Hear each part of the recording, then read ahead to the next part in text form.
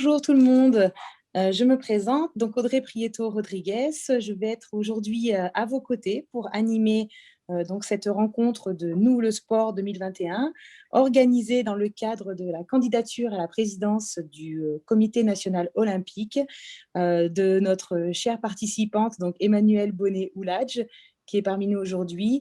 Et donc, dans le cadre de cette candidature, aujourd'hui, nous sommes donc à la troisième rencontre qui est organisée autour de cette candidature. Et donc, aujourd'hui, nous allons aborder avec plusieurs personnalités présentes à nos côtés aujourd'hui, plusieurs profils atypiques, une complémentarité dans les profils et dans les expériences de nos protagonistes aujourd'hui autour de cette table à distance. Donc, c'est le thème des violences dans le sport. Alors, violence dans le sport, hein, c'est assez général. C'est sport et violence. Et donc, par ce contexte-là, vous avez tous pris acte et pris conscience qu'en ce moment, et dans l'actualité du mouvement sportif, le sport et les violences font partie maintenant intégrante de notre paysage. Et je suis ravie d'animer aujourd'hui ce thème avec Emmanuel et avec nos représentants sur ce thème qui est très important pour le mouvement sportif, très important pour les clubs, les fédérations, les ligues et les comités. Et je suis ravie que ce soit un thème abordé aujourd'hui et très important pour Emmanuel dans le cadre de sa candidature. Donc, je vais vous présenter les personnes qui seront avec nous aujourd'hui sur ce thème. Donc, nous avons Monsieur Philippe Lyotard, enseignant-chercheur à l'Université de Lyon et président de la conférence permanente des chargés de mission égalité et diversité. Bonjour. Monsieur Lyotard qui est avec nous aujourd'hui. Bonjour, Monsieur Lyotard. Nous avons aussi Hélène Germain parmi nous, donc, qui est vice-présidente de la Fédération sportive gay et lesbienne. Bonjour Hélène, merci d'être avec nous. Bonjour tout le monde. Et notre dernier intervenant, qui est Monsieur Édouard Andréassian, qui est le directeur national adjoint de l'UNSS, donc l'Union nationale du sport scolaire. Merci beaucoup d'être à nos côtés aujourd'hui. Donc, je vais donner la parole à notre principale intéressée, notre principale organisatrice de ce bel événement. Je vais donner donc la parole à Emmanuelle Bonnet-Ouladj. Oui, bonjour à toutes et tous et merci d'être présents pour cette rencontre. Alors, elle s'organise dans un contexte peut-être un peu particulier et lié à l'actualité. Hier a été lancée une campagne par le CSP Limoges en partenariat avec la Ligue des droits de l'homme sur la question du racisme. Hier, c'était la journée mondiale d'éradication des discriminations liées au racisme. Il y a également une tribune qui a été publiée par des femmes journalistes sportives pour dénoncer le sexisme dont elles sont l'objet, avec d'ailleurs un documentaire aussi intitulé « Je ne suis pas une salope » qui en dit assez long sur la réalité de la situation. Et donc, un contexte qui montre aussi que le sport, comme tout espace social, évidemment, n'échappe pas à certaines interactions et aux questions de la violence, mais qu'il peut aussi accélérer certains stéréotypes, comme il peut également être un lieu de lutte contre les violences et de revendication pour une approche beaucoup plus inclusive du sport. Donc les trois invités aujourd'hui permettront, je pense, d'aborder ces deux enjeux, à la fois d'essayer de mieux comprendre les mécanismes. Alors on a un temps très limité aujourd'hui, mais en tout cas de bien reposer les enjeux et puis surtout, et c'est le but de cette rencontre, d'essayer de proposer des actions concrètes ou en tout cas des processus qui permettront au mieux de porter ensemble ces luttes, c'est un mot que j'assume, et puis d'essayer de coordonner au sein du mouvement sportif fédéré des réponses à apporter. Je ne serai pas plus longue pour laisser Philippe démarrer cet échange. Oui, je vous propose, si vous le souhaitez, de faire déjà un petit tour de table, effectivement, sur cet état des lieux auprès de nos intervenants. Et donc, effectivement, Philippe, alors, état des lieux sur ce thème que l'on aborde aujourd'hui à vos côtés sur les violences. État des lieux, ça va être difficile parce que des violences, il y en a beaucoup dans tous les domaines du sport et depuis longtemps. Bon, peut-être que je peux parler plus précisément de ce sur quoi j'ai le plus travaillé, c'est-à-dire les violences sexuelles, sexistes, homophobes, euh, intersexophobes, je ne sais pas si ça peut se dire comme ça, en tout cas LGBT-phobes, toutes les violences finalement qui proviennent en partie de ce qu'on pourrait appeler des idéologies de genre, c'est-à-dire des idéologies qui vont hiérarchiser les personnes en fonction ou bien de leur orientation sexuelle ou bien de leur sexe, notamment le fait que historiquement, on le sait, le sport a été inventé par les hommes et pour les hommes. Ça, c'est des choses qui sont aujourd'hui complètement admises. Et il se trouve que les catégorisations pour simplement pouvoir jouer au sport se sont faites sur la partition, sur la ségrégation entre les femmes et les hommes. C'est-à-dire qu'on ne peut pas jouer ensemble, ou alors dans certaines catégories d'âge, ou alors passer un certain âge au contraire, ou alors si on n'est pas engagé dans les pratiques compétitives. Donc, c'est des choses qui sont aujourd'hui bien connues. Et si on veut, c'est un petit peu la demande que m'avait faite Emmanuel, si on veut réfléchir non seulement à comment on peut dépasser les stéréotypes pour aller vers à quelles conditions le sport peut-il être inclusif, peut-il être accessible à tout le monde, peut-il être respectueux de toutes les différences, eh bien, il faut effectivement bien connaître les mécanismes, non seulement générateurs de violence, non seulement générateurs de discrimination, mais aussi les mécanismes qui organisent le sport, notamment dans une finalité qui, qu'on le veuille ou non, reste quand même, au moins symboliquement, très, très, très largement orientée vers la compétition et la performance. Très intéressant. Merci beaucoup, effectivement, pour effectivement, ça résume bien, effectivement, vos idées, le contexte. Effectivement, ça pose un très bon cadre. Je vous remercie beaucoup, Monsieur Letard. Nous allons peut-être passer à Hélène sur cet état des lieux ou ces propositions, ces actions, effectivement, sur ce thème des violences. Oui, moi je vais plutôt parler de l'état des lieux en premier sujet. Donc en fait, il y a eu les Gay Games en 2018. Alors pour rappel, c'est une manifestation internationale. Elle est organisée tous les 4 ans et pendant une semaine, il y a des épreuves sportives, donc environ 36 sports. C'est ouvert à tout le monde, surtout peu importe le genre, l'orientation sexuelle, la religion ou le niveau sportif. Et pendant cet événement, il y a aussi des événements culturels concernant la communauté. Donc en fait, c'était une excellente nouvelle que cet événement se soit passé en 2018 à Paris. Et on espérait, avec un tel événement international, ça aurait pu avoir des évolutions positives pour le sport français. Voilà, malheureusement, ça n'a pas été le cas et je vais apporter quelques éléments.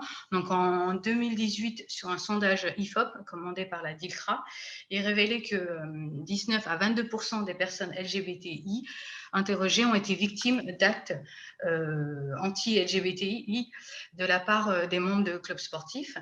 Il y a aussi en septembre, courant septembre 2019 au football, pendant 2 semaines, il y a 6 rencontres qui ont été stoppées pour chants homophobes. Il y a eu en plus le rapport de SOS Homophobie et il recensait pour la 5e année consécutive une augmentation des témoignages LGBT-phobie et pointe les discriminations subies par les personnes trans, intersexes et hyperandrogynes exclues dans des compétitions sportives. À noter, il y avait 17 témoignages, dont 13 cas. Donc le rapport aussi de SOS Homophobie souligne qu'il y a de l'homophobie au rugby. Donc voilà, malheureusement, voilà. C'est un constat, effectivement, il est bien important de le rappeler. Merci beaucoup, Hélène. Alors, je vais pouvoir passer la parole à Monsieur Andréassian. Oui, merci. Écoutez, moi, je vais avoir plutôt une approche éducative. L'UNSS est une fédération sportive qui est présidée par le ministre de l'Éducation et des Sports. Et donc, on a cette volonté, cette exigence d'utiliser la pratique sportive sous toutes ses formes comme un outil d'éducation à la citoyenneté, avec comme enjeu premier l'acceptation des différences, qui sont des richesses, bien évidemment, et non pas des points de blocage ou justement des points de violence. Et donc, on est sur cette nécessité de faire apparaître et de mettre en avant l'EPS et la science sportive au sein de l'établissement comme facilitant un climat scolaire apaisé. ce qui est essentiel pour à la fois l'apprentissage, mais pour aussi les élèves qui passent 2/3 de leur temps hebdomadaire justement dans un cadre scolaire. Première remarque rapide, on est bien évidemment sur le respect de l'autre, sur l'aspect fraternel, mais on se rend compte également qu'il ne faut pas oublier d'y associer le respect de soi en tant que personne, parce qu'on remarque souvent que les jeunes dans les établissements, j'ai fait 20 ans en REP, donc je sais un peu, j'ai connu ça, que si un élève n'est pas trop à l'aise personnellement en pouvant s'impliquer, prendre des responsabilités, c'est quand même compliqué pour lui d'arriver à respecter l'autre et de ne pas s'inscrire dans des faits de violence verbale ou physique. 2 points. Le premier point, j'ai créé une commission nationale éthique il y a 8 ans avec beaucoup de personnalités, des chefs d'établissement, des cadres de l'UNSS, des membres de la vie lycéenne, des profs de PS, bien évidemment, des inspecteurs. Pourquoi? Pour me faire en sorte de créer des supports qui ne sont pas des supports pour donner la leçon aux élèves, mais surtout pour les sensibiliser, surtout les interpeller sur ce qu'ils font subir ou alors ce qu'ils subissent en termes de discrimination dans le quotidien.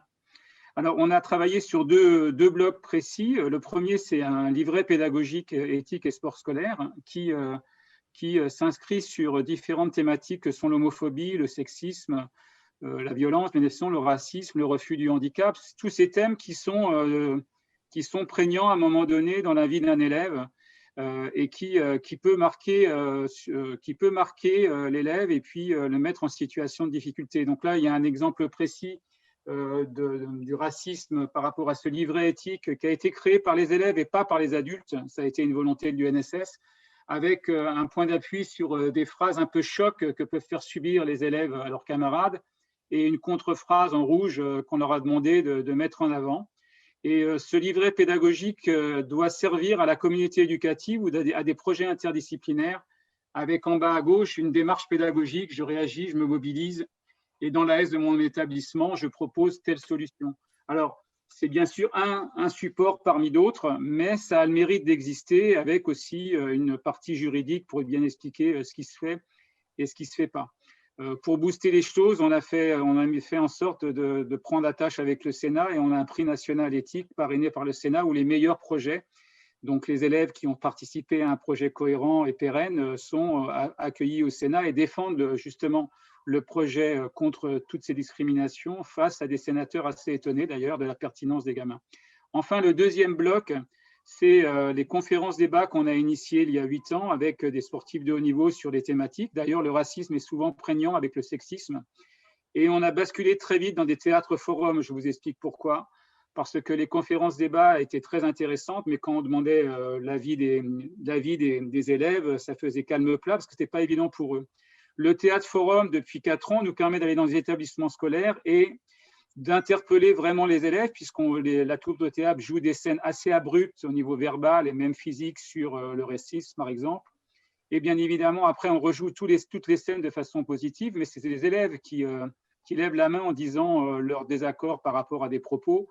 Et la troupe de théâtre est tellement à l'aise qu'elle met les élèves sur la scène et les élèves remplacent les acteurs. Donc, il y a une interaction qui est très pertinente et qui est essentielle pour que les élèves prennent conscience de tout ça. Et je finirai, parce que je ne vais pas trop parler non plus, mais je pense que peut-être qu'on pourrait y revenir tout à l'heure, qu'on ne peut pas dissocier le climat scolaire au climat social. Mais peut-être que j'y reviendrai parce que j'ai été président, comme madame d'ailleurs, d'un omnisport pendant 7 ans. Et il y a bien de choses à faire en lien avec l'école et aussi avec l'extérieur pour que l'élève ou le lycéen, quand il sort de l'école, soit suivi. Parce que s'il a un comportement cohérent dans l'école, il n'a pas forcément ce comportement-là en dehors de l'école, et c'est malheureux parce qu'il n'y a pas un vrai suivi. Merci beaucoup, Monsieur Andressian. Effectivement, ce que vous dites, c'est une réalité. Le suivi dans les associations sportives permettrait justement à ces enfants d'avoir une continuité sur toute la pédagogie qui est donnée à l'école. Et je vous rejoins, ce que vous mettez en place à l'UNSS, c'est le plus important, puisque je pense que tout le monde sera d'accord sur ce thème, la prévention, la sensibilisation auprès des enfants, c'est le plus important, c'est le début, c'est la base. Et effectivement, que l'UNSS soit impliquée dans ces sensibilisations ne m'étonne pas. Je vous rejoins amplement sur sur cette mise en place et je vous félicite sincèrement de la part des présidents de club, de la part du mouvement sportif. C'est vraiment très, très intéressant ce que l'on vient de voir en partage d'écran. Si je peux me permettre, merci. Bien sûr. simplement pour rebondir sur vos propos, c'est que j'ai souvent été étonné que dans les offices municipaux des sports, ou dans les réunions initiées par les maires adjoints au sport, les directeurs des sports, qui réunissaient les présidents de clubs et les référents entraîneurs, qu'on oubliait les profs de PS justement, parce que les profs de PS sont justement en capacité de dire les gamins qui sont en perdition entre parenthèses, ou des gamins qui ont des vraies compétences à faire valoir sur l'arbitrage, le coaching, parce qu'on les forme de façon cohérente. Et malheureusement, ce lien ne se fait pas assez souvent, et c'est l'essentiel. Voilà, je m'arrête pour l'instant.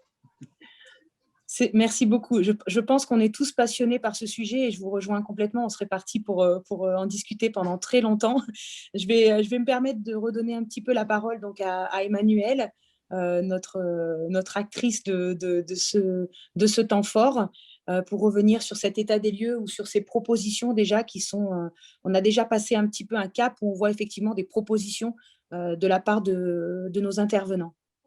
Et moi, ce qui me paraît important, si on veut travailler la question dans la durée, parce que évidemment, c'est un enjeu de société qui traverse le sport, c'est vraiment, comme l'a souligné Philippe Lyotard tout à l'heure, de comprendre les mécanismes liés à la domination. Et d'ailleurs, je me permets de préciser que j'ai eu longuement Sarah Abitbol au téléphone jeudi soir. Elle est aux États-Unis et ne pouvait pas être présente avec nous.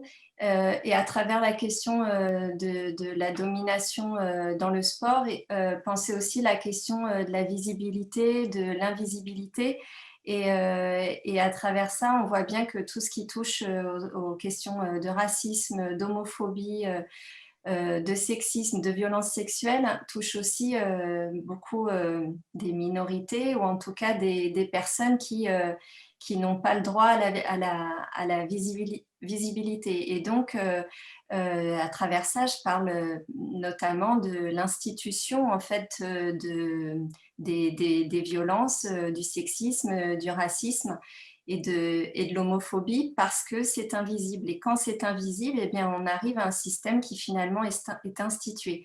Et donc, si on veut arriver à franchir des pas dans la durée, il faut, de mon point de vue, ne pas hésiter à affronter ce problème à l'échelle de l'ensemble des fédérations pour se donner des objectifs communs et des actions coordonnées. Merci Emmanuel, c'est tout à fait judicieux, effectivement. Là, on entre un petit peu dans le cadre des propositions, hein, Emmanuel. Je pense que dans l'évolution un petit peu de notre webinaire, on pourrait peut-être passer sur effectivement les actions que l'on pourrait peut-être envisager, les propositions qui pourraient être faites. Alors, on a déjà des acteurs qui ont proposé des choses, hein, on l'a vu tout à l'heure avec l'Union nationale du sport scolaire, mais Madame Germain, par exemple, Monsieur Lyotard, quelles sont les actions, quelles propositions on pourrait faire? On a vu la mise en place, par exemple, de commissions de référence là-dessus, c'est-à-dire avoir des référents sur place, le lien entre les professeurs de PS et les éducateurs dans les associations sportives. Ce sont des propositions, des actions qui pourraient être faites. Et Emmanuel, si tu le souhaites, hein, tu peux reprendre la main si tu souhaites peut-être faire d'autres choses, mais voilà, peut-être parler des actions qui pourraient être pris en compte, les moyens que l'on pourrait peut-être donner, qu'est-ce qui manque. Voilà, je vous laisse, c'est complètement ouvert et je vous remercie encore d'avance pour vos interventions. Je veux bien intervenir avant Monsieur de passer Lyotard. aux moyens, aux actions, et notamment pour réagir à ce que vient de dire Emmanuelle Boulaoulad, c'est-à-dire qu'elle a parlé d'institution. Le sport est une institution, où le sport est organisé à partir d'institutions, comme le CNOSF notamment, comme le ministère des Sports, comme le CIO, donc il y a des institutions qui sont là. Alors, qu'est-ce que c'est qu'une institution ? Alors, une institution, c'est quelque chose qui répond, enfin, sociologiquement, hein, une institution, c'est une invention de la société pour répondre à un problème de la société. Et justement, cette institution, cette façon de répondre aux problèmes de la société, l'éducation, la défense nationale, la santé, etc., ça s'inscrit dans la durée. Bon. Donc, on va dire qu'une institution, c'est ce qui nous préexiste. Hein. On est tous arrivés à l'école alors que l'école existait déjà. Et les gens de notre génération, on a tous fait du sport alors que le sport existait déjà avant nous. On est allé s'inscrire dans un sport où on n'a rien inventé. On a pris notre licence, on a joué au foot, au basket, on a nagé, on n'a rien inventé en termes de règles. Sauf que institution, pour moi, l'institution, il y a un double sens de l'institution. Celui dont je viens de parler, et le fait que l'institution, c'est aussi ce qui permet d'instituer, donc de créer, donc de transformer, donc de modifier. Et je me permettrai, avant d'aller donc vers les propositions, de dire que là, justement, il y a 3 fédérations, la FSGT, l'UNSS, la FSGL, qui ont cette potentialité, parce que ce sont des fédérations multisports, parce que ce sont des fédérations affinitaires, elles ont la possibilité d'inventer. Elles ont la possibilité à la fois de reproduire l'institué, les compétitions nationales, etc., l'UNSS, on fait les championnats départementaux, académiques, et puis si on est bon, on va aux France, mais en même temps qu'on apprend ça, on apprend qu'on ne joue que si on est bon, parce qu'il n'y a que les bons qui vont le plus loin. Et on fait quoi des autres? Eh bien justement, il y a la possibilité à l'UNSS, comme à la FSGL, comme à la FSGT, d'inventer des modalités, non seulement pour tous les autres, mais aussi pour éviter que le sport ne soit pensé que par la sélection et l'élimination progressive des plus faibles. Alors, c'est très difficile à penser. Ça, on peut le penser entre nous, là, je dis autour de cette table, enfin, autour de cet écran. Mais c'est plus difficile à diffuser au niveau des fédérations unisport, qui sont quand même très largement organisées par la recherche d'excellence sportive, notamment finalisée par les échéances des Jeux Olympiques tous les 4 ans, des championnats du monde, etc. Donc voilà, il faut avoir ça en tête, c'est que la force de l'institution, c'est qu'elle permet justement de reproduire un certain nombre de choses, mais en même temps, la possibilité qui est laissée aux institutions, c'est de se transformer. Alors c'est très difficile. En revanche, on peut se transformer à partir du moment où on joue sur 2 choses. La claire exposition des finalités, qu'est-ce qu'on vise? Et à partir du moment où ces claires finalités sont exposées, à ce moment-là, on peut se dire comment on y arrive. Mais par exemple, et je termine là, il est très difficile d'imaginer pouvoir inclure tout le monde en mettant en place des dispositifs qui excluent. Je me permets d'interagir, peut-être Hélène ou Philippe ou Édouard avant de poursuivre, parce qu'en effet, ça me paraît essentiel ce que vous venez de dire. Et justement, pour moi, c'est une raison de plus pour promouvoir vraiment le système fédéral dans sa diversité. Et ça, c'est aussi le rôle de l'institution du CNOSF. Or, aujourd'hui, l'institution du CNOSF, elle repose sur la charte olympique et sur les règles qui sont imposées par le Comité international olympique. Et donc, il y a, par exemple, dans les prises de position du CNOSF, une majorité absolue qui est donnée aux fédérations olympiques. Que les fédérations olympiques donnent leur avis prioritaire sur les Jeux olympiques, ça me paraît absolument normal, et ça, je ne veux pas le remettre en question. En revanche, dès lors qu'il s'agit de positionner le mouvement sportif dans sa diversité sur des questions de société, et par exemple sur la loi visant à démocratiser le sport en France qui est en débat actuellement au Parlement et qui pose par exemple, ou plutôt qui ne pose pas la question des discriminations, sur cette proposition de loi, il faudrait que les fédérations dans la diversité puissent s'exprimer à égalité parce que justement, nous n'avons pas la même approche et parce que justement, nous, notre liberté, c'est de ne pas avoir de cadre imposé par les fédérations internationales et donc, en effet, d'avoir plus de mouvements de liberté pour pouvoir proposer des formes plus inclusives. Et en même temps, je tempérerai en disant qu'il y a un grand nombre de fédérations délégataires qui, me semble-t-il, commencent à s'interroger aussi sur des contenus plus inclusifs. Il y a la mixité dans les pratiques, par exemple, qui arrive dans les compétitions, qui arrivent dans certaines fédérations, alors qu'avant, on les trouvait que chez nous. Donc, l'ensemble des fédérations s'orientent vers ces activités. Mais voilà, si aujourd'hui, il y a une diversité de fédérations qui existe, ben c'est bien parce qu'il y a une diversité de besoins et parce que nos fédérations, elles ont permis des avancées aussi très importantes dans l'histoire du sport et ont permis de faire bouger certains cadres. C'était une auto-promo pour les fédérations multisports, scolaires et universitaires, mais à travers ça, c'est vraiment l'enjeu de reconnaître le sport fédéré dans sa diversité. Merci, merci Emmanuelle. Peut-être une intervention de Madame Germain, peut-être, qui est la seule intervenante à ne pas nous avoir proposé des choses. Oui. Oui, alors donc en fait, la FSG, ça fait partie des rôles et de la feuille de route, c'est d'alerter les instances publiques et les institutions Donc, par exemple, là, il y a eu 8 amendements qui ont été rédigés et travaillés sur la loi sport. Et par exemple, un des amendements est de rajouter un référent inclusion à chaque fédération. Donc, c'est un de nos champs d'action. Après, ce qu'on a aussi, c'est on a rédigé la charte trans, donc en fait, qui a été signée par les associations de la FSGL.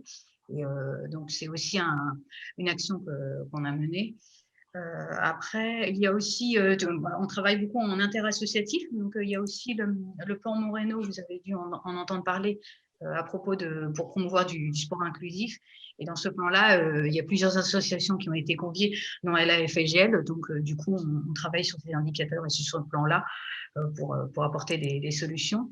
Un autre point aussi, alors il y a certaines personnes de l'association qui ont organisé les Gay Games.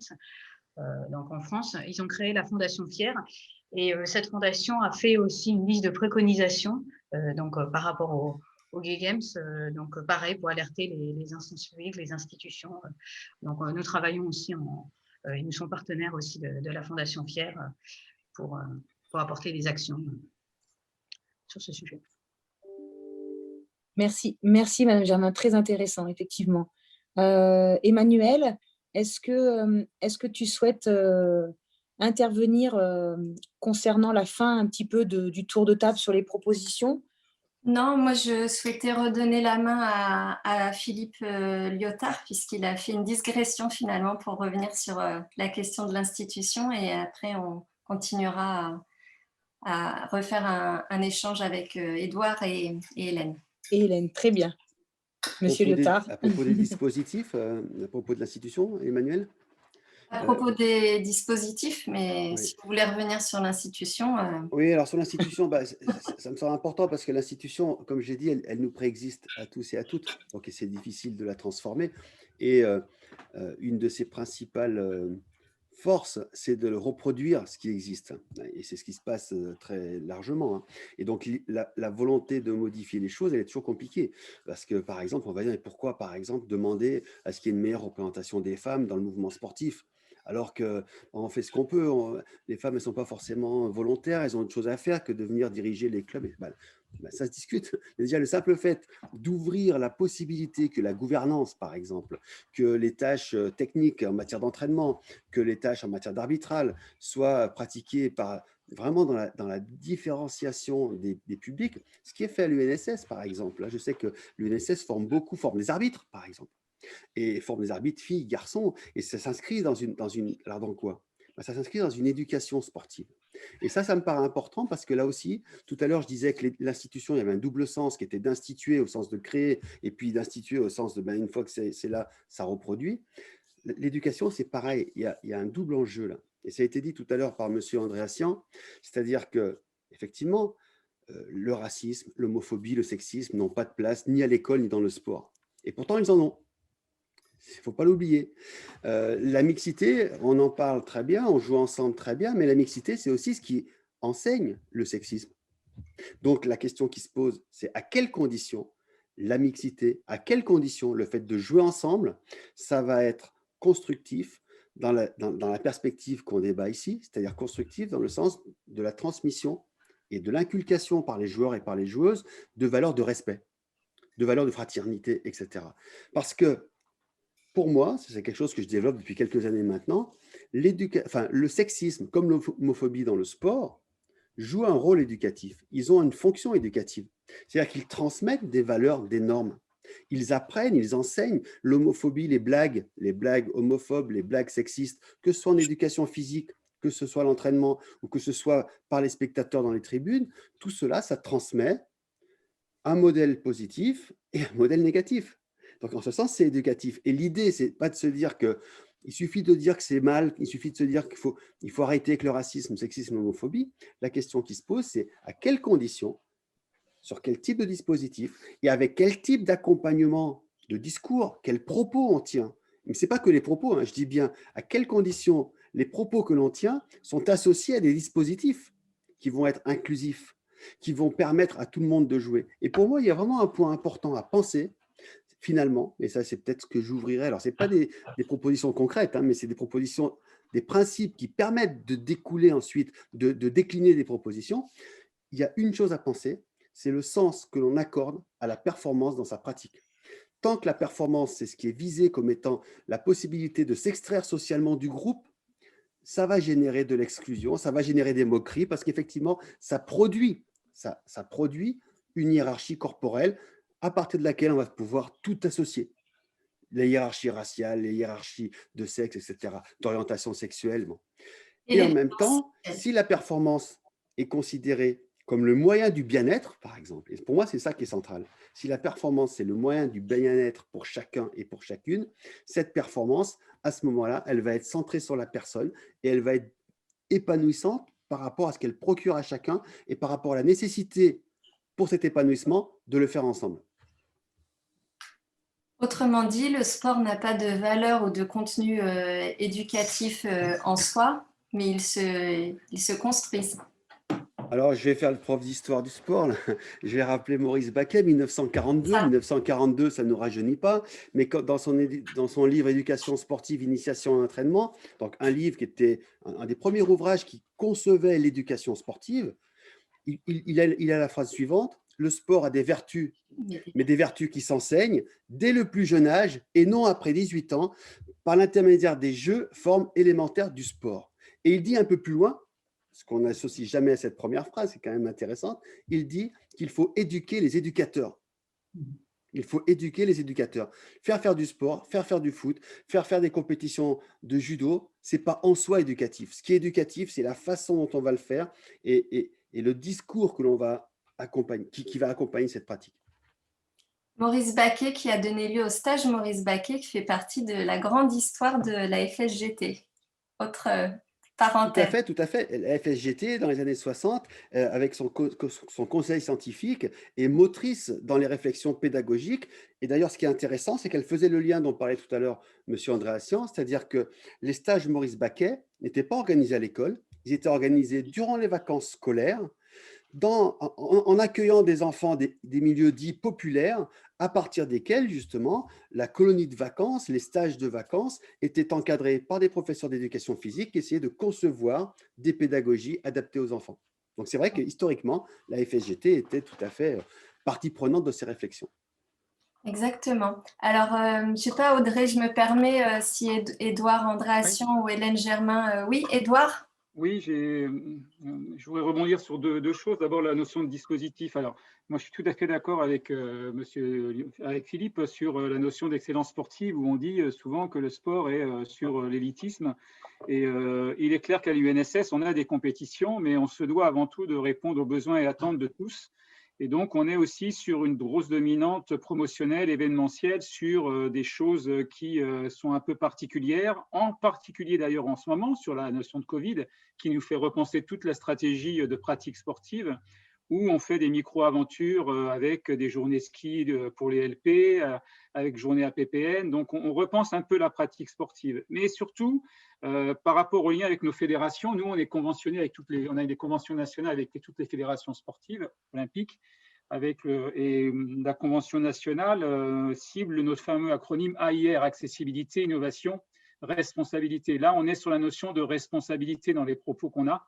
Et on est sur une volonté, et les fédérations nous suivent parce qu'ils y trouvent leur intérêt, de faire en sorte de créer des passerelles. Comme M. Letheur disait qu'on forme des jeunes officiels, jeunes juges-arbitres, tous nos jeunes juges-arbitres nationaux, c'est pas rien en soi, peuvent avoir directement des passerelles qui leur permettent d'aller officier dans les fédérations sportives à un niveau départemental ou ciblé par la fédération. Mais pour en finir, c'est pas rien quand je disais tout à l'heure que l'élève doit apprendre des responsabilités et mettre avant ses compétences. C'est quand même l'un des premiers diplômes, ou peut-être le premier diplôme qu'a un élève au niveau scolaire, qui lui permet d'aller avec sa carte jeune officielle nationale dans un club, dans son club de hand, en disant j'ai mon niveau national, je peux vous aider, je peux arbitrer les jeunes et je peux m'intégrer dans l'association sportive et donc dans la vie de la commune tout court. Donc c'est important, bien évidemment, comme le disait Emmanuel, d'avoir des fédérations multisports qui puissent influer un peu sur le fonctionnement des fédérations sportives. Très intéressant, oui. Et, effectivement. Et concernant concernant ce thème hein, qui maintenant est repris par les fédérations olympiques, les fédérations affinitaires et délégataires, ce thème est très important. Alors, on parle de violence, mais effectivement, avant d'en venir les violences sexuelles dans le sport, effectivement, les violences en général, c'est ce que vous expliquiez, vous tous, c'est aussi le racisme, le sexisme. On parle aussi, on le parle très rarement, hein, je fais cette petite aparté, mais on parle très rarement du harcèlement moral. Et effectivement, pour en revenir justement à M. Lyotard, ce que vous expliquez, dès qu'on arrive dans la performance, c'était très intéressant ce que vous avez expliqué sur la performance, sur le sport, avec les valeurs, les vertus, effectivement. Dès qu'il y a cette notion de performance, on le voit dans les éducateurs au niveau des fédérations, il y a beaucoup plus dans les statistiques. Il y a eu de grosses statistiques qui sont sorties sur les violences sexuelles, mais on en a très peu sur le harcèlement moral. Et le harcèlement moral fait partie des violences qui sont les plus fréquentes, les plus fortes, les plus secrètes, comme vous disiez, c'est celles qui ne sont pas exprimées. Et c'est grâce à votre intervention et c'est grâce à vos propos que l'on arrive aussi à en parler, parce qu'on parle beaucoup de violences sexuelles, c'est normal, la parole se libère, heureusement. Les fédérations s'emparent maintenant, que ce soit olympique, affinitaire et délégataire, maintenant s'emparent de ce sujet, mettent en place des référents. Il y a des numéros où les victimes peuvent appeler, et il faut le rappeler. Maintenant, la parole se libère, la peur change de camp. Et il ne faut pas oublier aussi, effectivement, toutes ces formes de violence en général, qui sont maintenant beaucoup plus écoutées, et je suis ravie effectivement de vous entendre sur ce sujet et que l'on puisse en parler aujourd'hui, parce que c'est primordial. Maintenant, ça devient prioritaire et primordial dans le schéma et dans le paysage du mouvement sportif, que l'on soit olympique ou pas. Les violences en général avec un grand V, et je vous rejoins aussi sur le sport et ses valeurs.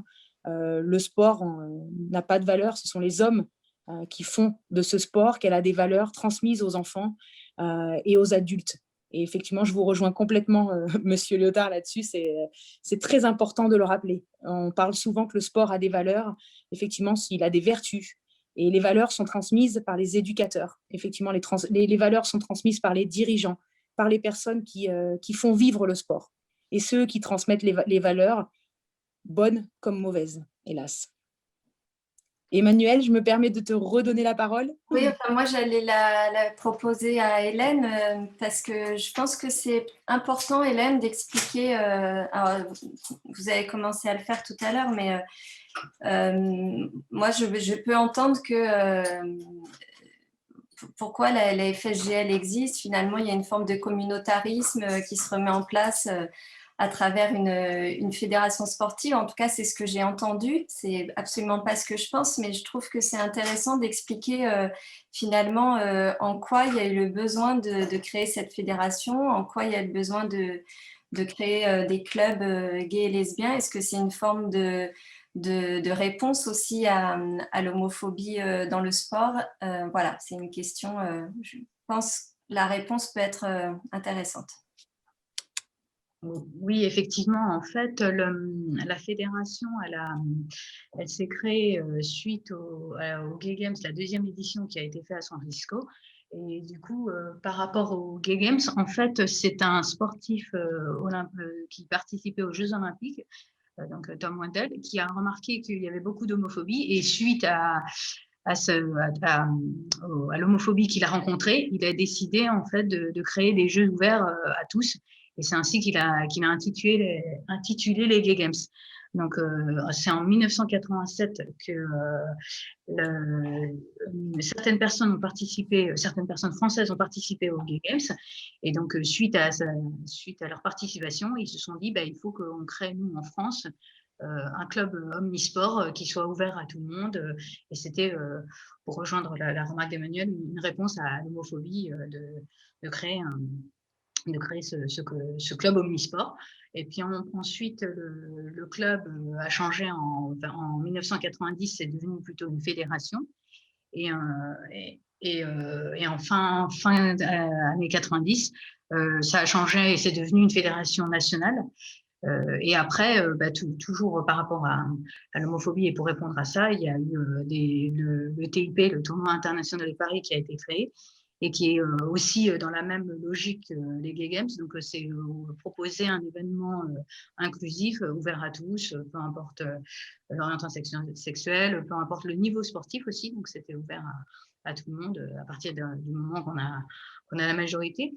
Je voulais revenir aussi à un autre point qui a été discuté par les différents intervenants. C'était au niveau de l'éducation et d'accompagner les référents par rapport au message. Et en fait, il y a un point qu'il faut soulever, c'est qu'en fait, en termes de discrimination, il y a deux types de discrimination parmi la LGBTophobie.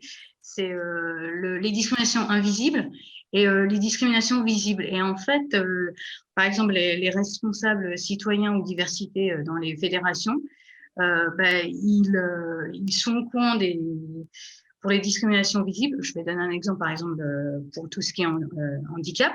Mais les discriminations invisibles, ils sont moins informés et ils connaissent moins les spécificités. Et ce que j'appelle, par exemple, une discrimination invisible, ça va être pour les personnes trans ou les personnes intersexes.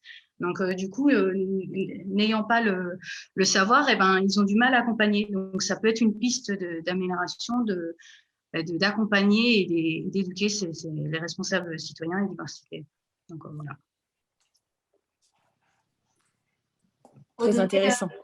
Peut-être que sur la question des violences sexuelles, là, comme il nous reste 20 minutes, Philippe Lyotard, au titre de votre fonction de président de la conférence, dont vous redirez le nom parce que là, elle m'échappe, ça peut être intéressant de voir comment vous abordez la question au niveau des universités et s'il y a un parallèle qui est possible à imaginer sur la question des institutions sportives et notamment du CNOSF.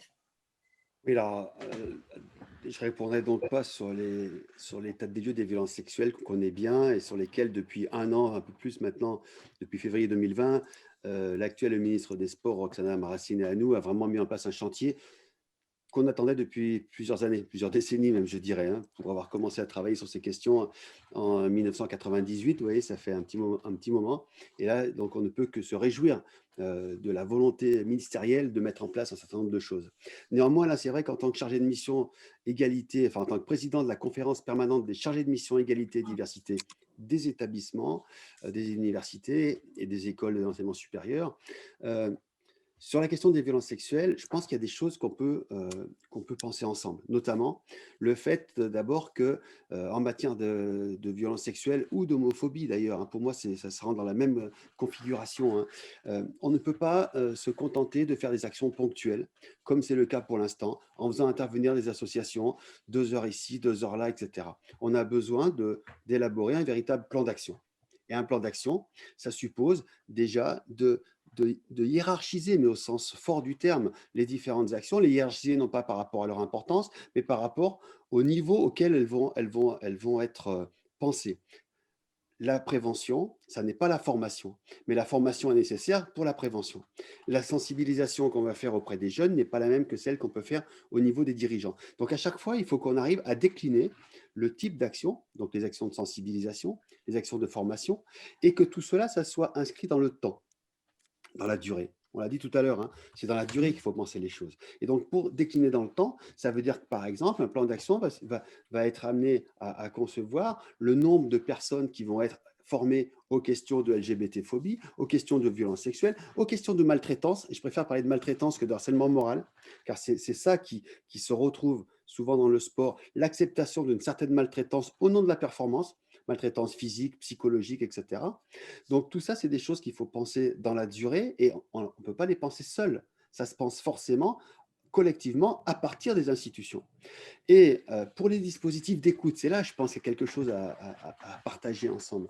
Depuis 2020, depuis février, depuis l'annonce de la ministre, on a vu fleurir des tas de dispositifs d'écoute dans toutes les fédérations, sans que ce soit vraiment ni concerté, ni qu'on ait vraiment d'échanges sur les manières de s'y mettre à ces dispositifs d'écoute. Dans les universités, ça fait un moment que ça existe. Ça ne marche pas forcément très bien partout, mais on travaille ensemble et on essaye de voir, par exemple, comment dissocier quelque chose qui, pour l'instant, n'est pas très clair dans le monde du sport, tout ce qui relève de l'accueil et de l'accompagnement des victimes. Donc, quand une personne saisit le dispositif d'écoute de mon université, par exemple, on n'est ni juge d'instruction, ni policier, ni gendarme, ni juge tout court. On est là pour accueillir une personne et l'accompagner. Ça veut dire quoi? Ça veut dire que même les personnes qui ont subi une agression, qui ont subi une discrimination, qui ne veulent pas, en tout cas dans un premier temps, poursuivre les agresseurs, qui veulent juste être tranquilles, qui veulent juste que ça cesse, du moment qu'elles savent que ce dispositif existe, elles vont pouvoir venir. Mais si elles craignent que du moment qu'elles parlent, ça va être branle-bas de combat, on va prévenir les gendarmes, la police, etc., ce n'est pas le désir de chaque victime. En revanche, dans l'accompagnement, il y a aussi ce travail qui se fait, notamment avec des associations locales d'accompagnement, d'aide aux victimes spécialisées sur les violences sexuelles, le harcèlement, etc. Et ça aussi, c'est, je pense, un élément qu'on peut apporter au monde du sport en termes d'expérience. C'est-à-dire qu'on ne règle pas les problèmes de violence, de harcèlement uniquement avec les forces du mouvement sportif. Il existe des tas de structures qui sont là et il faut travailler avec. Et on ne va pas tout réinventer au niveau d'une institution, d'une fédération, même d'un ministère, simplement parce que ça se passe dans le sport. Tout à l'heure, ce qui était dit par rapport à l'UNSS, ça vaut aussi pour ce type d'échange. Les spécialistes de la lutte contre les violences, de l'accueil des victimes, etc., existent. Il faut qu'on apprenne à travailler avec. Voilà. Donc, ce que je pourrais dire peut-être en tant que président de l'association des chargés de mission, en fait, de la CPED, c'est un peu ça. C'est-à-dire que l'idée, c'est de travailler effectivement dans la durée pour mettre en place des partenariats durables avec des acteurs qui sont déjà hyper compétents sur ces questions et qui vont accompagner. Et ça, c'est très important parce que ça évite de faire croire quelque chose qui est très angoissant, c'est qu'on va tout régler et que tout repose sur les épaules d'une fédération ou d'un club ou d'un comité régional, etc. Je m'arrête. Non, c'était très intéressant. Ouais, je me permets d'interagir avant peut-être de laisser Édouard aussi réagir sur cette question. Si je prends alors, il y a la question de l'accompagnement des victimes qui est extrêmement important à prendre en compte dans la manière dont ça vient d'être soulevé. Mais si on prend aussi la casquette présidente de fédération, ils et elles ne sont pas du tout armés pour faire face à cette question. Et ça, c'est un vrai problème aussi. Parce que d'une part, ils peuvent mal faire, c'est-à-dire que l'amalgame parents, policiers, présidents, juges, extrêmement compliqué. C'est difficile parfois de savoir aussi ce qu'on peut dire pour accompagner la victime et aussi ce qu'on n'a pas le droit de dire parce qu'on ne voudrait pas que ce qu'on dit se retourne aussi d'un point de vue juridique contre nous. Et là-dessus, il y a un vide abyssal. Alors oui, il y a des dispositions, et ça, c'est, je pense, à souligner, qui ont été prises avec Roxana Maracineanu. Il y a Fabienne Bourdet qui assume une responsabilité ministérielle sur la question et qui accompagne bien les fédérations. Mais je pense qu'il faut renforcer la formation, d'autant plus dans un contexte où 50% des présidents et présidentes de fédérations, à peu près, sont renouvelés pendant ce mandat. Donc, il y a un enjeu, me semble-t-il, qui peut être intéressant aussi du point de vue du CNOSF, de mettre en place un processus de formation et d'accompagnement aussi des présidents de fédérations et des personnes, ce n'est pas forcément les présidents qui s'en occupent, mais des personnes référentes pour mieux appréhender ces questions-là, ne pas se mettre en difficulté et avoir bien en tête que ce n'est pas la fédération qui est attaquée. C'est un système qui doit être interrogé, c'est des victimes. Alors, je rappelle ces chiffres qui sont importants, 9 fois sur 10 des mineurs et 8 fois sur 10 des femmes. Donc, voilà, moi, je pense que ces dispositions sont importantes. Et des associations, on en connaît, il y a un certain nombre de conventions qui existent. Il y en a 2 là qui me viennent en tête avec le Colosse au pied d'argile et le comité éthique et sport, mais il y a encore tout un panel d'associations avec lesquelles on peut collectivement travailler. Édouard, est-ce que… Oui, je veux bien dire un mot. D'ailleurs, on travaille ensemble avec les 2 associations que tu viens de nommer depuis peu, dont la dernière où la responsable est membre de la commission éthique. Je voulais revenir sur le plan d'action dit par Philippe sur la durée. Bien évidemment, c'est prépondérant. Il y a un avantage quand même dans un collège où il y a 4 ans, où on doit pas démultiplier les thématiques, mais si un enseignant ou puis enseignant sur l'initiative d'une thématique liée aux discriminations ou aux faits de violence, il faut qu'on soit en capacité que toute la communauté éducative suive derrière sur la même thématique pendant 4 ans, pourquoi pas, et que le chef d'établissement, qui est le responsable de l'organisation de l'établissement, mais aussi responsable du climat de son établissement, puisse aussi être le maître d'œuvre d'une cohérence sur 4 années. Et au lycée, on a 3 ans. Donc, on pourrait, si on avait la volonté, mais ce n'est pas si simple que ça, quand un prof prend une initiative, de fédérer autour de lui tous les enseignants. Et puis après, la deuxième remarque, c'est qu'on a souvent peur d'aborder certaines thématiques dans le cadre scolaire. Moi, je vous l'avoue, ça fait 8 ans que j'ai la commission éthique, j'ai travaillé pas mal sur le racisme, sur les violences, et puis on m'a dit, garçon, sexisme, homophobie, il faut y aller. Et j'ai eu peur, je me suis dit, mais personne ne va en vouloir, c'est pas simple à traiter. Et en fin de compte, je me suis totalement trompé parce que les dernières masterclass que j'ai faites Théâtre Forum, à l'initiative des élèves, plus de la moitié sont sur la thématique du sexisme et de l'homophobie. C'est que les élèves sont en capacité d'en parler et veulent en parler. Alors que moi, adulte, je me disais, oulala, ça va être compliqué. Ben non, c'est pas compliqué, il faut oser et il faut y aller. Donc maintenant, j'ai changé un peu mon fusil d'épaule. Donc je suis sur toutes ces thématiques et c'est très important. Ouais, je pense que si je peux me permettre juste là-dessus, c'est important d'avoir confiance dans la capacité des jeunes à se poser les questions aux problèmes qui ont du sens pour eux et à chercher les réponses aux questions qu'ils se posent. Vraiment, à titre d'anecdote, là, je suis en train de corriger des dossiers d'étudiants de 2e année. Sur 11 dossiers, c'est des dossiers collectifs, hein, il y en a 7 qui portent sur des questions de sexisme, d'inégalité entre les femmes et les hommes, etc. C'est pas moi qui leur ai donné c'est eux qui ont choisi le thème.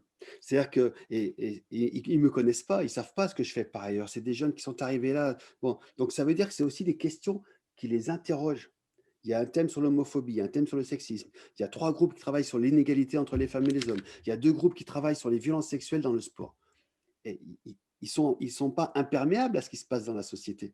Au contraire, et ils ont envie de réfléchir à ce qui se passe, à ce qu'ils voient autour d'eux. Et ils sont très sensibles aux inégalités et aux discriminations. Ça, c'est quelque chose qui émerge vraiment, cette réflexion des jeunes pour lutter, indépendamment d'ailleurs des ancrages politiques.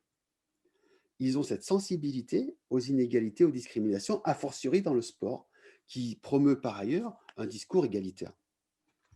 Et ce qui est intéressant à souligner, c'est que justement, au tout début, en introduction, je disais que le sport, à la fois, pouvait agrandir, renforcer les stéréotypes, mais en même temps, il était lieu de revendication.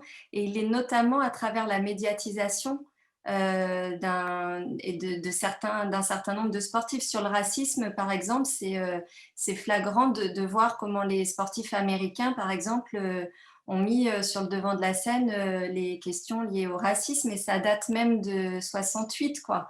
Et ce qui est intéressant, c'est qu'à Mexico, en 68, on a une double image, parce qu'à la fois, on a Tommy Smith et j'ai déjà, oublié le nom de son collègue.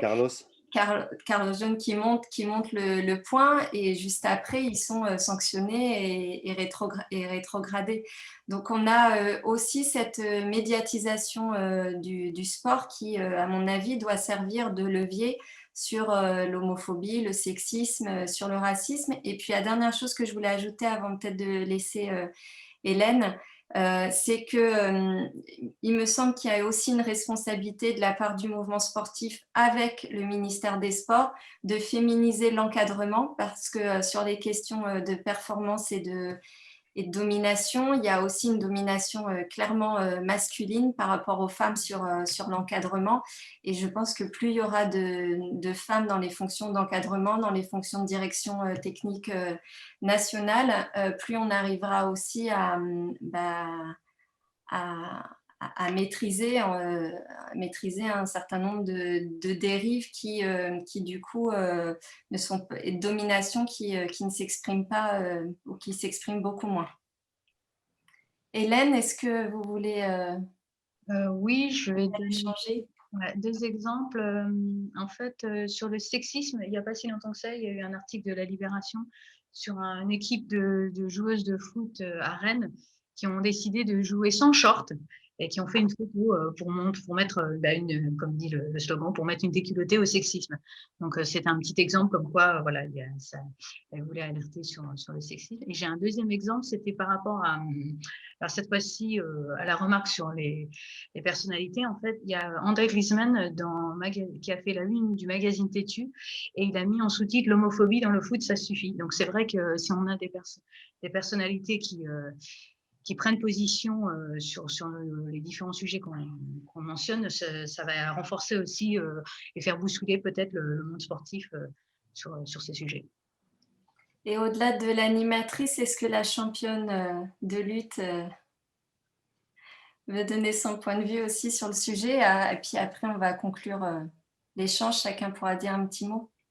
Merci Emmanuel. Bah oui, en tant qu'ancienne internationale en lutte, ce thème-là, pour moi, je le combats et je le vis depuis des années. Donc, je vous rejoins complètement sur tout ce que vous avez dit. Et puis, voilà, je l'ai vécu. J'ai des jeunes filles de l'équipe de France qui l'ont vécu aussi, qui ont vécu ces moments d'humiliation et ces moments assez difficiles dès qu'il y a eu cette grande notion de performance. Et effectivement, il faut qu'il y ait une sensibilisation auprès d'intervenants. Je rejoins Monsieur Lyotard aussi. Il y avait des numéros de téléphone, il y avait des personnes, il y a des référents qui sont mis en place. Cependant, si l'homme avec un grand H n'est pas sensibilisé, ou la femme présente, parce qu'on parle de femmes, mais il y a aussi des femmes qui sont présentes au sein des fédérations, qui sont au courant de ce qui se passe et qui effectivement ont peur pour la fédération et donc n'en parlent pas. Il y a un réel combat, il y a un réel enjeu, qu'effectivement le comité olympique peut faire partie de cette institution, pour revenir, qui peut permettre de fédérer les fédérations autour de cette institution et avoir des référents, avoir quelqu'un de neutre, parce qu'il faut le rappeler aussi, au sein des fédérations olympiques, les représentants du suivi socio-professionnel qui sont présents au sein des fédérations, ou les personnes qui sont censées être au contact des enfants ou des adultes victimes de violences, ces personnes-là sont souvent pas neutres. Il n'y a pas d'intégrité dans leurs références, puisqu'ils sont embauchés par les fédérations. Donc, il y a aussi tout un sujet qu'il faut se pencher. Et moi, en tant qu'athlète, en ayant été victime, je me suis retrouvée effectivement face à un mur, puisque quand j'ai voulu en parler, la fédération, les cadres techniques ont fait bloc, et puis ça n'a pas abouti. Donc, il y a un réel sujet. Il faut qu'il y ait des personnes en qui les athlètes peuvent... les enfants, les athlètes, il faut qu'il y ait des personnes de confiance vers qui ces enfants peuvent venir témoigner de ce qu'ils ont été victimes ou de ce qu'ils ont vu. Parce que beaucoup, on parle de faits de violence qui ont été avérés dans les fédérations de judo, dans le hockey sur glace, etc. Il y a aussi beaucoup d'athlètes qui l'ont vu. Il y a des personnes qui ont été témoins de ces violences avec un grand V, peu importe de quel domaine. Il y a de la peur, donc la peur change de camp, mais il faut qu'il y ait une personne de confiance à qui il faut parler. Et effectivement, c'est un gros sujet. C'est effectivement la ministre, je vous rejoins complètement, Monsieur Lyotard, s'est emparée de ce sujet. Et heureusement qu'on en est là, et qu'il y a des femmes et des hommes qui se sont battus et qui se battent maintenant aux côtés d'instances, aux côtés de personnes pour s'occuper de ça. Mais l'écoute des athlètes et l'écoute des sportifs et des jeunes est primordiale. Et ma seule inquiétude, je vous le dis très honnêtement, c'est que ces enfants, ces adultes, se retrouvent avec la bonne personne en face. Et les personnes qui arrivent à s'en sortir, ce sont des personnes qui ont trouvé une oreille attentive, des épaules sur qui se confier. Et ma plus grosse peur, c'est ça, c'est qu'on en revient à la même chose. Le sport a de belles valeurs, a de belles vertus, mais ça dépend de l'homme avec un grand H ou de la femme qui est en face de ses enfants et de ses athlètes, que ce soit un éducateur, que ce soit un parent, que ce soit un dirigeant. C'est ma plus grosse inquiétude. Ça reste une question d'humain, d'humanité. Et c'est le plus important. Donc, j'espère sincèrement que dans le futur, il y ait des instances qui prennent encore plus à bras-le-corps ce domaine, et qu'on se retrouve avec des hommes et des femmes présents aux côtés de n'importe quelle personne qui subit des violences, avec un grand V. C'était ma partie, Emmanuel. Fallait pas me donner la parole. Non, mais il est 14 h, mais peut-être en 20 secondes chacun, Hélène. Un petit résumé, bref, pour clôturer. Hélène? Ou Edouard. Oui, encore beaucoup de travail à faire. Tout ça. Édouard? Écoutez, la conférence d'aujourd'hui le témoigne, on ne peut pas avancer seul, hein. Il faut qu'on avance tous ensemble avec nos différentes sensibilités et surtout compétences pour qu'on s'attache à respecter les jeunes et même les très jeunes pour les aider à sortir parfois de difficultés. Moi, je dirais que Audrey vient d'illustrer complètement ce que je disais au tout début sur le double sens de l'institution. C'est-à-dire que si Audrey a pu faire de la lutte, c'est parce que l'UNSS, la FNSU, alors pas la FSGL, mais les Gay Games, la FSGT ont permis aux femmes de faire de la lutte avant même que la fédération de lutte au niveau national puis international accepte que les femmes fassent de la lutte. Donc ça veut dire que les fédérations affinitaires, en autorisant des publics qui étaient par ailleurs privés de la pratique de lutte, les femmes en l'occurrence, ont autorisé et ont poussé les fédérations de lutte nationales et internationales à se structurer pour qu'on puisse justement accueillir des femmes. Donc c'est tout à fait, ça illustre tout à fait cette capacité finalement à changer ce qui dans un premier temps paraît intouchable. Et pour en revenir à ce que vous dites, Monsieur Léotard, je suis complètement d'accord. J'en parlais souvent avec Emmanuel. Moi, en tant qu'athlète, j'étais dans une fédération olympique, donc la Fédération française de lutte. Mais en tant qu'athlète, je me suis épanouie quand j'étais jeune à l'UNSS, où j'ai fait des compétitions en UNSS. Ensuite, en FFSU, puisque j'ai fait STAPS à Clermont-Ferrand. Et ensuite, quand j'ai découvert la FSGT, de par mon papa qui est très, très impliqué dans la FSGT, et ben moi, j'ai trouvé une complémentarité, c'est-à-dire que la FSGT m'a apporté des compétitions en plus que j'avais du côté élitisme le championnat de France de lutte basique. La FSGT m'a permis d'être en équipe de France FSGT. J'ai un titre de championne de France FSGT en lutte. Et c'est vrai que je valorise beaucoup ça, c'est-à-dire que les fédérations olympiques ont besoin de ces fédérations affinitaires et délégataires. Elles apportent quelque chose de plus. On a besoin de ces fédérations multisports parce qu'elles apportent un plus à l'athlète de haut niveau. Moi, j'ai aimé parce que j'ai découvert un autre règlement, puisqu'à la FSGT, c'est un autre règlement de lutte, c'est-à-dire que dans mon championnat de France, je n'avais qu'un seul match. Si j'étais éliminée à la FSGT, je savais que j'allais pouvoir faire plusieurs matchs parce que le règlement était adapté justement à la pratique pour toutes et tous. Et c'est très important pour une athlète d'avoir cette diversité de pratiques. C'est très important. Et on oublie souvent de demander à l'athlète, on pense qu'il est cantonné que dans une fédération olympique. Non. Beaucoup d'athlètes sont dans plein de fédérations parce qu'on en a besoin.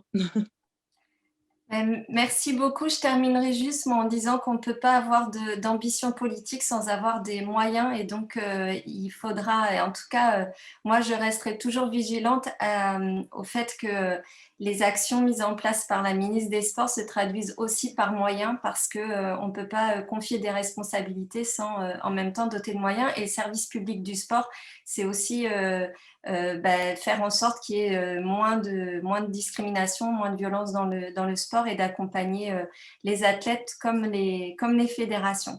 Je vous remercie vraiment beaucoup d'avoir participé à cette séquence et puis je vous donne rendez-vous lundi prochain où on parlera davantage d'éducation. On a dit que le sport n'était pas éducatif en soi, mais en ce moment, il y a un très beau sujet quand même sur la question sport et école et sur le fait que je ne suis pas certaine que les orientations prises actuellement permettent vraiment de développer l'EPS, le sport à l'école et le sport fédéral en toute complémentarité.